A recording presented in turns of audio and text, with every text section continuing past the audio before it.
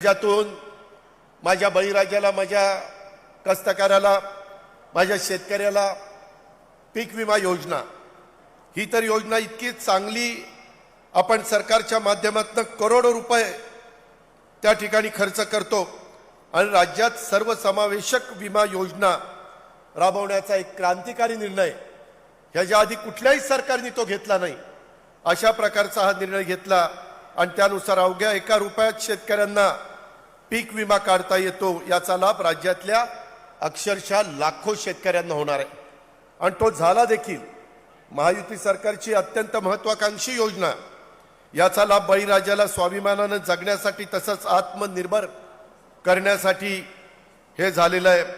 प्रधानमंत्री पीक विमा योजनेच्या विम्याच्या अग्रिम रकमेचं वाटप सध्या महाराष्ट्रामध्ये जिथं पाऊस काळ कमी पडलेला आहे, जिथं दुष्काळी परिस्थिती आहे, जिथं शेतकऱ्याच्या हातातनं पीक गेलेलं आहे, जिथं जास्त पाऊस पडून पीक अडचणीमध्ये आलेलं आहे, आतापर्यंत 47,63,000 नुकसान भरपाई अर्जांना आपण मंजुरी दिलेली आहे। दर आठवड्याला मुख्यमंत्री महोदय मंत्रिमंडळाच्या निमित्तानं आढावा घेत असतात। आम्ही सगळेजण त्या चर्चेमध्ये असतो आणि त्याच्यातनं वेगवेगळ्या जिल्ह्याचे पालकमंत्री पण त्यांच्या जिल्ह्यात काही समस्या असतील, काही अडचणी असतील, काही प्रश्न असतील तर ते पण सांगण्याचा प्रयत्न करत असतात। त्या अर्जांना आपण मंजुरी दिली।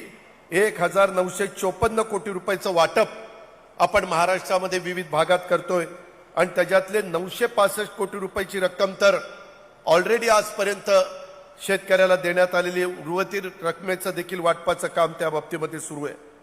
अशा पद्धतीनं या पीक विमा योजनेमध्ये 1,70,67,000 अर्जदारांनी नोंदणी केलेली आहे आणि केवळ 1 रुपयात बाकीचे सगळे पैसे हजारो कोटी रुपये राज्य सरकार आणि काही हिस्सा केंद्र सरकार शेतकऱ्याच्या करता त्या ठिकाणी देतोय। कारण आम्हाला माहिती आहे, आम्ही पण मूळ शेतकरी आहोत। शेतकऱ्याचा एखाद्या वर्षी शेती अडचणीत आली तर पुन्हा त्याला अडचणीत बाहेर काढण्याच्या करता काही काळ लागतो आणि त्याच्यातनंच तो खचतो, त्याच्यातनंच तो नाउमेद होतो। कधी कधी आमचा शेतकरी, आपला शेतकरी आत्महत्येच्या पर्यंत विचार करतो आणि त्याच्यातनं कुटुंब उद्ध्वस्त होतं आणि म्हणून हे होऊ नये म्हणून 0% व्याजाने पीक कर्जाचा पुरवठा करण्याचा निर्णय पण राज्य सरकारने त्या ठिकाणी घेतला।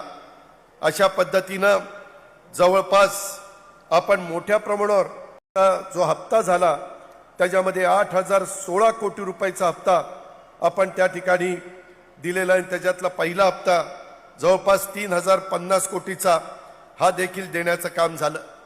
जे नियमित परतफेड करतात त्यांना 50,000 रुपये प्रोत्साहनपर अनुदान देण्याचा निर्णय पण ह्या राज्य सरकारने घेतला। त्याच्यामध्ये कधी कधी काही भागात पूर येतो।